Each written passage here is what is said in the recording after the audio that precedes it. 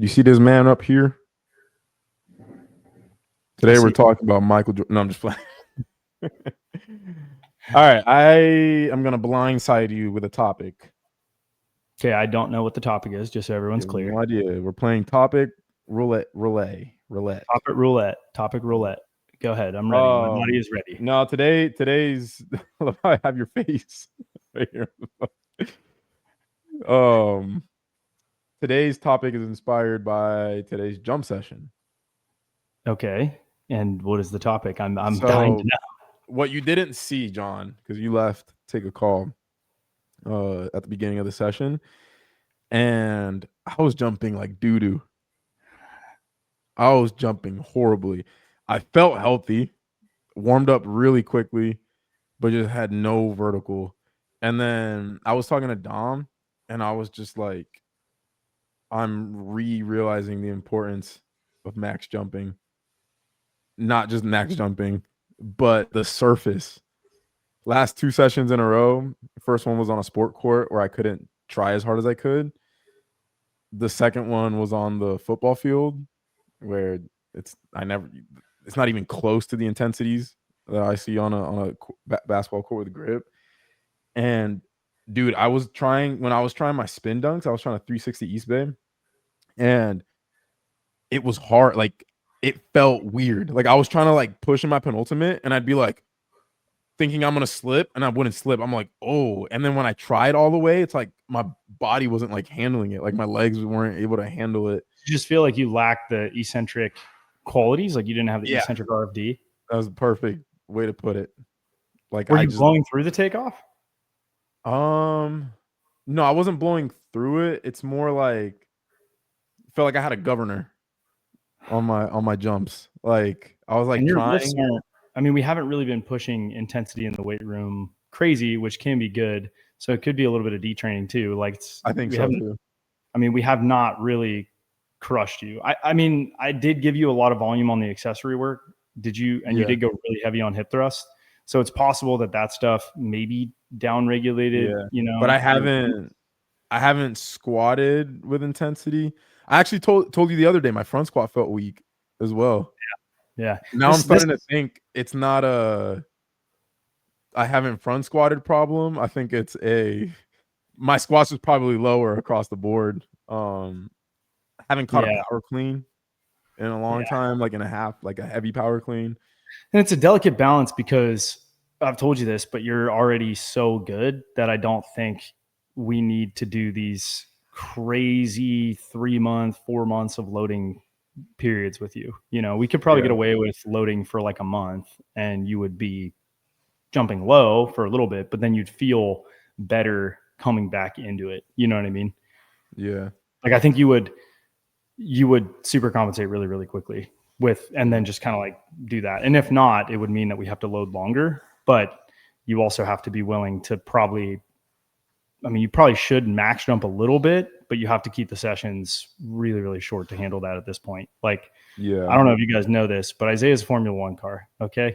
You take a Formula One car on the track, after like 20 laps, you're changing the tires. Okay. And his outputs are so crazy that we can't get away with getting him better by not pushing a little bit. The problem is you're going to go through the tires really quick. You're going to need to change your oil. You're going to need new gas. You're going to need, the wing might fall off and you got to replace it. So there's some consequences to pushing too hard. And it's been a delicate balance for those of you listening that maybe don't understand that. Because, I mean, hypothetically, I could, sure, why not? Let's just go have them sprint 3 days a week. We'll do general work. We'll squat them heavy. We'll power clean them heavy. We all know what's going to happen in that scenario. You're going to explode. It's going to be bad. Before I get into my next point, if you want to get coached by a team of coaches to get your vertical up, get rid of your tendon pain, work around your schedule. If you're in season, go to thpstrength.com where you can get 90% off your first month, which means you can try a month of coaching for $12.70. Can't beat it anywhere else. You can't. Sorry, I'm dying. That's such a good deal. I just can't even breathe. So let me ask you this. Yeah. Do you want to push for a month? Do you even feel healthy enough to do that? How many more weeks before you feel ready to hit some volume and intensity? You probably need 8 weeks. I've been thinking about this actually. It's been a while since I've trained. Horrible. Yeah. So this actually is relevant to what I was about to bring up. It feels like I'm in a very sensitive, like my physiologically, my body's very sensitive right now. Like your load I'm capacity. like I was because if you think about it, the past like 3 months, the loading hasn't really changed. And I feel like it's been enough to maintain my vertical. But then as soon as, I got a little bit of tendon pain, backed off the volume a little bit, backed off jumping a little bit, my vertical went like pretty quickly. Versus when I'm training really hard, it takes a while. I mean, first off, I'm usually pretty freaking fatigued all the time. But when we started this training setup, I had a year of training like built up, and I got away with like not training very hard. But I feel like right now my fitness is you're starting to detrain. Yeah, it does feel like I'm starting to detrain a bit. Yeah, I was kind of curious on how this would go. I was unfortunately in a call where I'm not going to get into the details, but yeah. Anyways, I think that there's a lot of that I could say that's relevant to this, but I won't.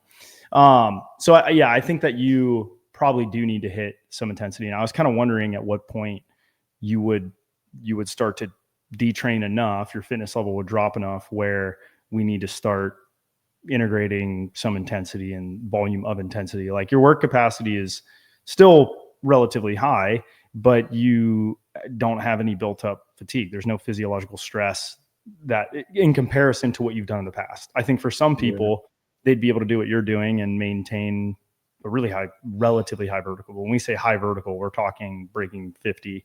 We're talking, next level. And I think you probably were peaking when you broke your flight time record on that height check. And then you had, I think you got sick and then you traveled, and then there was like a handful of just life factors. And I'm heavier. Remember I weighed myself this morning too? Yeah. Like I'm not by a lot. I haven't let myself go. He's so fat. I was like, your gut. I didn't know what to do. Yeah, but I'm definitely 2 or 3 pounds heavier. All that acai. Yeah.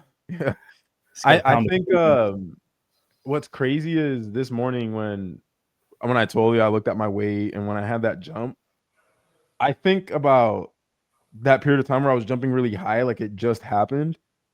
Bro, that was July 15th. That's 3 months ago.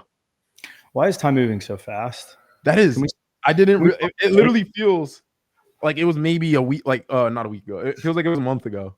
I think we've just had so much stuff this fall. Like, we had that huge event at the beginning of September, and then the guys have been traveling to college courts like every weekend. And then you went to Puerto Rico. I had a wedding. I broke up with my girlfriend. Yeah.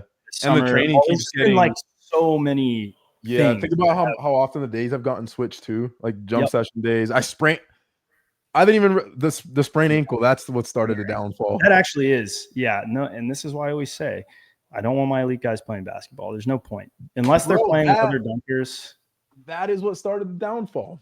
Yeah. Because I still was jumping well in the outdoor sessions. Yeah. Well, I think it's that you couldn't deep squat because your ankle, and then you had to jump over a TV, and that pissed your knee off, and then that kind of set us back a little bit. So it's like, and then you went to that one thing, and I don't know what I'm allowed to say. But I posted my dunks there. Okay, so like you jumped a ton there, and I think prior to that we didn't train because you were in Puerto Rico. Like, it's just been a lot, and it's the part of the reason why we don't like events, like why we don't like why they detract so much from the big picture. Like, Dom and Donovan, they are still banged up from that.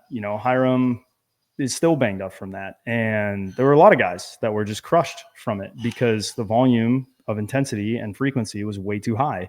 And it's like, it doesn't matter what you do in the weight room or how much prep you do. Pretty much max effort jumping 2 days in a row like that with considerable rest between, where it's not ideal, is not going to go well. It's just, and I can't talk about the findings of this paper, but pretty much what I can say with very high certainty is most people have tendinopathy. Some people aren't symptomatic, but if you're going to be an elite athlete, you're going to have tendon pain, because I don't want people to listen to this and think like, oh, well, everyone's hurt. It's like, no, if you're a better athlete, you get tendon pain. It's not even like a question. You will have tendon pain at some point. And the better you are, Everybody's had more it. likely you are to get it. Anthony Edwards has had it. Ja has had it. LeBron has had it. Michael Jordan's had it. Talking like documented, like just off the top of my head, like documented cases of. Yeah. Well, I can't talk about this, but I can say with very high certainty, like 95% under certain imaging have tendinopathic tendons. They do. There's no, like, it's not this or that. I'm telling you they do. So every pro dunker I've ever met has had. You're always going to be managing it. And I think, without the ankle, we were in a really good spot, but you just detrained, quite a bit through that. So I do think, this is insightful for both of us. It's time for you to train a little bit. I'm ready to mash up some volume. I'm ready to put your legs in a blender. Yeah. I'm ready. Let's get you hating your life. I like it. I like being in I like feeling like I'm training hard. That sensation. I do too. Yeah. You can feel like I'm getting better. Yeah. You're lifting tomorrow then with me? Because I didn't. Yeah, I guess a feel good lift. Perfect. Good lift tomorrow. We're all gonna lift tomorrow. We're all on Thursday now. Yeah. It was all part of my massive plan. This is all up here. It was a multivariate regression model, nonlinear. But that's the video, guys. I hope you enjoyed it. As always, make sure you like, comment, subscribe. Go to teachmestrength.com if you want the best coaching in the world. And when I say the best coaching in the world, I say that very confidently, and I really genuinely believe that. So if you want to get better, go there, get in a group chat, ask questions, and get better. See you guys.